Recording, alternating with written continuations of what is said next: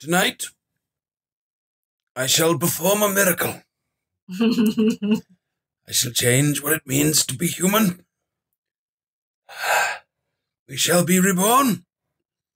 And we will review Doctor Who Lazarus. So come on in and join the ride.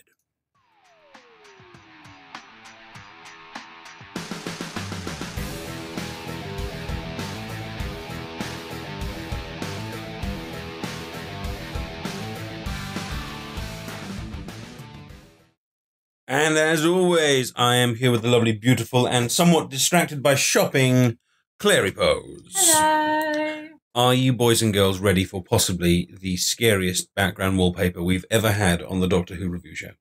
I'm ready. Are you ready? I chose it, so I've already seen it. Here we go.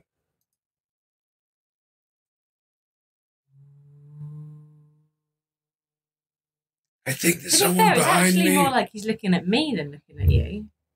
Maybe we can be brothers. Maybe if I get my head close enough to the camera. Actually, there is a certain similarity between you and that 90-year-old man. Is there? Do tell. Do tell. Oh, you both have eyes. Yes. You both have a nose. Yes. You both have a mouth. Yes. And we are both reborn! Yeah. This is Doctor Who Lazarus. We shall be reviewing it this evening. We shall also be doing Welcome to the Posses of not 1, not 2, not 3, not 4, let's skip a few, but 10 people are welcoming to the posse today. 10 new posse members. We shall be doing... What an exciting day. I know. We shall also be doing some discussion on the Addy meat. We're going to do some tonight and some tomorrow. And I've got 2 time crystals from Doctor Who Legacy to give away to Yao. To one of you at some point during the stream as well. So that's what we're going to be doing. That's what we're going to be doing. Super exciting. I'm super exciting. You're super exciting or you're super excited? Exciting. Oh, okay, sorry. It's me. Right. So, yeah. Lazarus, yeah. Let's get started. This was the exploration of what it means to be human. And my personal favourite bit of this episode was the dialogue between the man behind me, Lazarus, and the Doctor. And all the way through, there was this chain, this dialogue, this conversation, this tete-a-tete, this battle about what it is to be human. Is it to live a good life that is of whatever length, short and fulfilled? Or is it simply about survival, living as long as possible? Is the Doctor right when he says that part of living is to die? Or is Lazarus right when he says, well, part of being human is to avoid death for as long as possible? And there were some really, really good exchanges. You can see that whoever wrote that dialogue, and I think it was probably a Mark Gatiss episode because he was all over the place. You guys might know better than me. But the heart of the episode was the dialogue, the exchanges between the Doctor and Lazarus about the meaning of humanity and facing our own mortality in the end, because that's what this guy is effectively kind of scared to do. He kind of tells a little story about kind of being sheltering from the Blitz in the church and things like that, and he kind of talks about how he never wants to kind of fear death when that's his life's work is to kind of live forever, and it is a really interesting idea, what it would be like. And then they turn it into a giant monster hunt. So let's start with the good stuff first. We'd always like to start with the good stuff, and I'll bring Clary in just a second. What did you like about Lazarus tonight? Whether it's your favourite moment, whether it's your idea on the theme, whether it's your a bit of acting you particularly liked, or something like that. Give us your positives about it. Use exclamation mark question. I'll try and put some, and I'll read some out. I need to have a little tweak of my screen so I can get these kind of stuff up on the screen a bit more better during the review shows. But tell us what you liked about Lazarus, and we'll be talking about that for the next 5 or 6 minutes as well. Clary, yes, what did you like about Lazarus? I liked the first 7.5 minutes. Okay, tell us about the first 7.5 minutes. Okay, several things. First of all, it introduced this idea, as you said, of what does it mean to be human. Even the Doctor's intrigued. Even the Doctor is intrigued. And he was about to leave Martha did at that point. Did he just say? He was probably like, he even comes back. He even comes back to see exactly who is challenging the idea of being human. Yeah. And I think that's a really cool concept to build an episode around, especially in the context of who this 10th Doctor is. Yes. Because one of the kind of character traits of the 10th Doctor is this idea of this lonely man who's lived for a really long time. Oh, because he even says at one point, trust me, I've lived a long time, it isn't all that it cracked up to be. So what happens when he comes face to face with just a normal, everyday human being who does, in fact, want to live forever? Yeah. And they do actually have a really cool dialogue about that in the church. Yes. So the idea of the episode I really liked. I also like the fact that it builds on Martha's character by introducing her or building kind of up her family a bit more. Who we'd met very briefly in the Smith and Jones episode. So it's not quite introducing them because they have been introduced previously. But it fleshes out the sister's job and a bit more of the character development, makes the mum look like a bitch. Her mum is a little bit over the top, but it still gives more depth to her, the idea that she kind of comes from this family. She's got the brother, she's got the sister, she's got this mum. So bringing them into it, and that becomes very important later on in the series when they start getting put in danger. And so it's kind of important for us as viewers to get to know her family. So I thought that was a really good dimension to it as well. It also reintroduces that old theme of, is the Doctor dangerous, which we had with Rose. And of course, Rose ends up getting locked away in another universe. So the fact that the mum is paranoid about Martha being with the Doctor, there is an element of she's right to be fearful, although they do then kind of mix it with the Saxon stuff.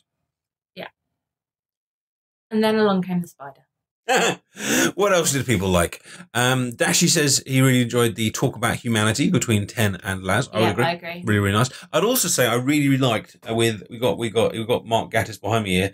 The acting. I thought that Mark's portrayal of the old Lazarus especially was really convincing. I mean, it was good makeup, fantastic prosthetics, but even under the prosthetics, his movements were kind of slow and juddery, and the mouth slightly hung open, and he portrayed that, in my view, really well. Like, and even when he was the bit I kind of didn't like with his acting was the constant kind of like going crack, and then this. He seemed to like put his head back all the time with his mouth open. But I mean, I did feel like it was a bit of a missed opportunity though, in that I agree he did play the older guy very, very well and very convincingly. But that idea of he'd seen so much, this old guy, because he was kind of there talking about the war, but with this really young face, and they never kind of really brought that out. Yeah. There were definitely different ways that they could have done it. Xander Grogan Boob really liked the James Bond stuff, which links nicely in with Labradorite really liking the Tenant in a Tux, which is a costume on Doctor Who Legacy, or is that Tenant in a Tux? I have to say, Tenant in a Tux didn't do it for me. I'm sorry to hear that. Billy Dan liked seeing more of Martha's family. Henwa enjoyed the episode, but the story was just another rehash of the Mad Professor, changes into a killer monster story that has been done so many times, i.e. Dr. Jekyll, Quartermaster, lots of 50s B movies, most Marvel comics. Yes, and I think that is where the episode started to go down, is then what they decided to do with it. Because they had this really nice setup, this idea of living forever, and then you're right, Henwa's absolutely right, it then just turned into Mad Professor Monster story. And there was I felt in this episode, there was an awful lot of just kind of running. I know it became a bit of a kind of an ongoing joke in the Tennant era that they spend an awful lot of time running. But this episode, they really did spend an awful lot of time. I think I started checking my emails at one point. Just kind of running. And there was some good stunts, and they blew up the lab, and there was the thing with the church bell was cool, and Tennant playing the organ was different. But but in between that, there was an awful lot of just kind of running away from, I have to say, not a terribly good-looking monster. Because I like the idea, though, because there was a nice bit of dialogue that said that what Lazarus had actually done was tapped into an alternate evolutionary route of humanity. And I personally think that's a really cool idea. I mean, what if they found that kind of under the earth, or what if there was another planet somewhere where humanity had evolved a different way, or what if there's like a mysterious cult in some part of far off Tibet or something like that with differently evolved human. I really like that idea that evolution could have gone a different way and it's still inside the DNA somewhere. I really like that idea. But what he changes into is nothing to do with a human, is it? It's not like, oh yeah, I can see how humanity went that way. He's kind of spider-like. He's got these fish. He's grey like a fish. He's got these kind of claws that are more like kind of reptiles. There's just nothing. I know it sounds stupid for a Doctor Who thing to kind of talk about kind of realism, but like a realistic alternative human would be a more kind of bulky, hairy, savage human, not something that comes out of the reptile family or the fish family. And it was just so big as well that when he kind of burst into it, like, how on earth did that then get back inside? You know, and I know they were talking about kind of like his DNA was fluctuating and things like that, but, you know, it would rip the skin. And I mean, I don't want to get the kind of gory stuff, but you can't just do that. You can't just do that. So, and the monster with the human face on the front, I don't know. No, sorry, we're being positive. The foreshadowing of Saxon loves 10, really enjoyed. KY Hawkeye says he really enjoys the theme idea. Agrajag says that she really enjoyed Mark Gatiss. He's good at playing the villain and, of course, used to wearing prosthetics. The dialogue between here and the Doctor is good, and then the monster appears. JWF Birrell says, I really like the episode. It shows every companion's struggle to keep their family safe from the danger the Doctor causes. Yes, it was a good little family kind of romp, and bringing in and some wider characters as well. It's nice to see the brother getting a bit of more kind of air time as well, because I don't think the brother gets kidnapped in the end one. When the master comes along. Ken Williams says he really likes the amazing makeup job. Agniti says Mark Gatiss is brilliant, and a reverse the polarity reference is brilliant. Yes, I finally got that one. That was a nice John Pertwee reference. And Megalos says the episode was a direct homage to the Quatermass experiment that ended with the man turned into a monster in a church. Which was there was some nice things, but it does feel like that it was an episode of two halves. It had a nice setup, and then it turned into a kind of monster fest, really. So let's go the other way. Let's clear all the questions. What didn't you like about the episode? What is it? If you do, I think there's just going to be hundreds of people saying the monster. Oh, well, be specific, or try and be a bit kind of more original. You know, like or about what you didn't like, or something like that. Now, what personally kind of knocked it down for you? I've kind of had a little mini rant already. What was your issues with the episode? I think, fundamentally, it was the fact that it was just running from a monster. They'd set up this really cool idea of what does it mean to be human. Yeah. And then rather than exploring that through loads of dialogue, they just spent half the episode running away from a big spider. You know what I think might be interesting? What? If during the course of the episode, he voluntarily relinquished his own immortality. Mm. You know, something happened in some way to make him say, right, I'm going to give up this immortality because part of being human is to die. I don't know how they would do it. Maybe something with his wife, you know, maybe instead of eating his wife, he could have done something to kind of save her, you know, maybe she could have begged him, you know, I want you to grow old with me, you know, something like that. Or, the other thing was for me that, he was made out to be a completely bad guy. Yeah. There was no kind of two dimensions about him whatsoever. No. But actually, what he wanted was to live forever. He turned into this monster which then needed to consume other people in order to keep living. Mm. So from that point of view, he was an out-and-out bad guy. But as a man, before he turned into the spidery thing, he was just somebody who wanted to turn the clock back and be youthful, like 99.9% of the Western population. It might be nicer to make him more... I think that some kind of sympathy with his motivations and acknowledging that he hadn't actually set out to do something awful would have given the whole thing a lot more of a depth. Yeah. Well, I agree.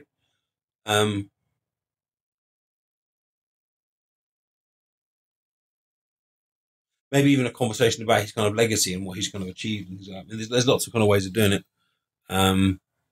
But it's one way that wasn't as effective was the kind of running from a monster thing. I mean, we watched the Doctor Who Confidential as we normally do, and they in the Shakespeare episode they spent ages kind of going, oh yeah, you know, there was this amazing use of the theatre, and in the Evolution of the Daleks episode they focused on what they did with the background, and here they just kind of went, yeah, there's a monster, and had like probably 2 or 3 montages of just monsters from Doctor Who, which kind of, it almost felt like they didn't really have a lot to talk about, which kind of shows a lack of depth in the episode.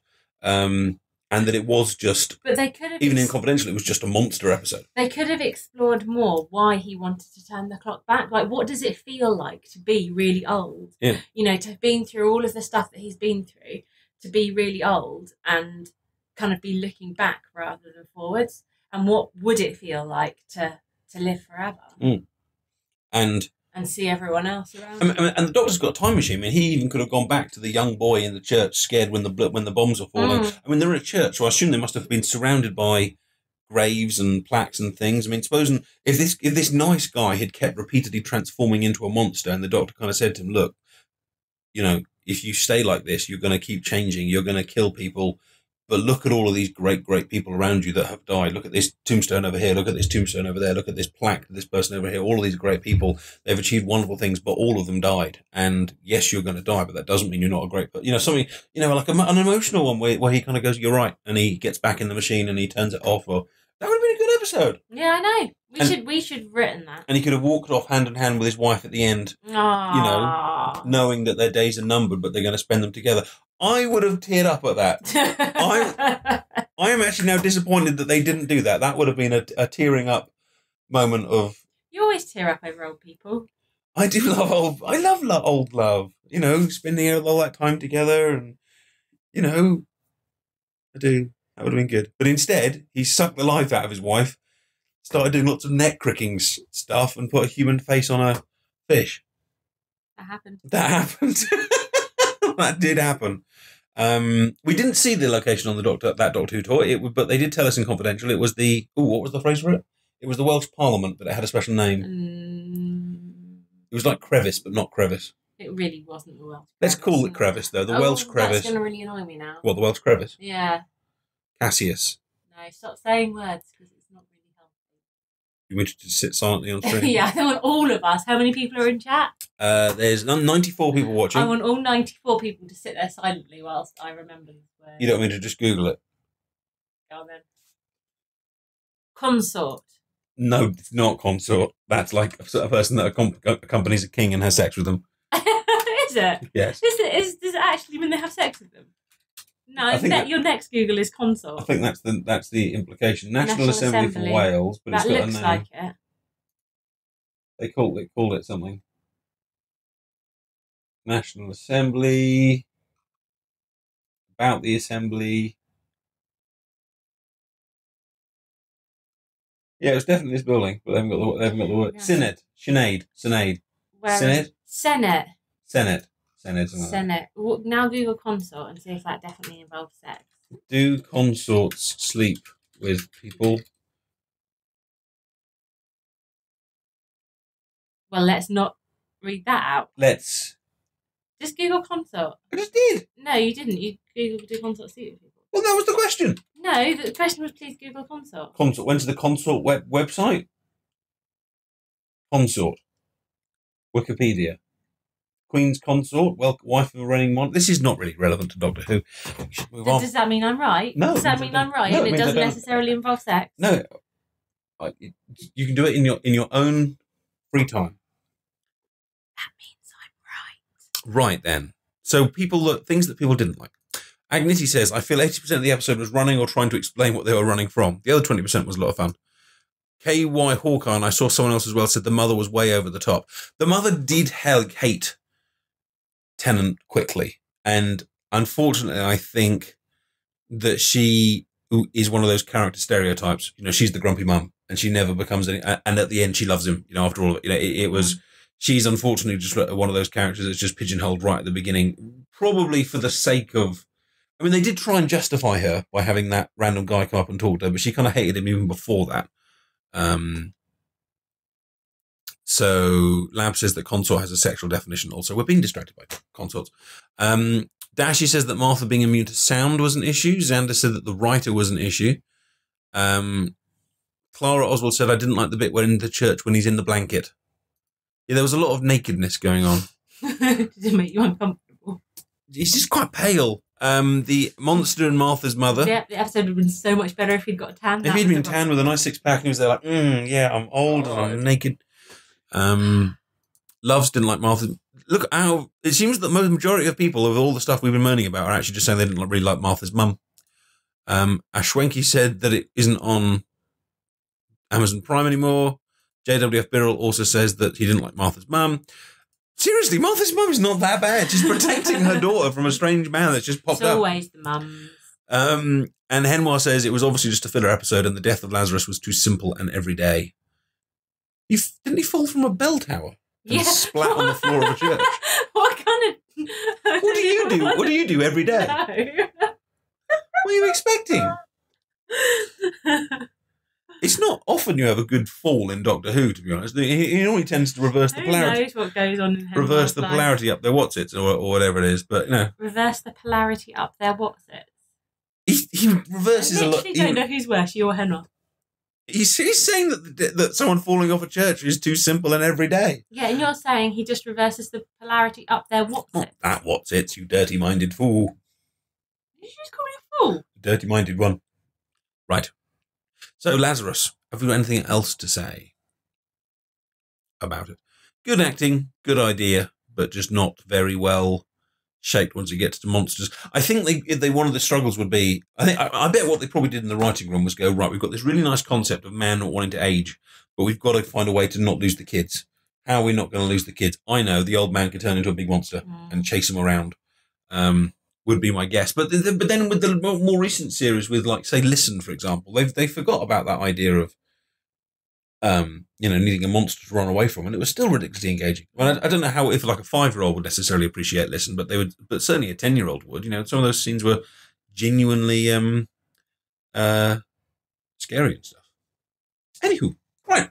Thank you very much for coming to our little review of Lazarus. Next week, it is 42? 24? 42. An episode which I've completely forgotten about. Agrajag will be proud. 42 is next week. So get watching, and we'll be talking about it same time next week on Twitch. And then, of course, that will make it over to YouTube as well. Thank you, Mr. Lazarus, for joining us this evening and for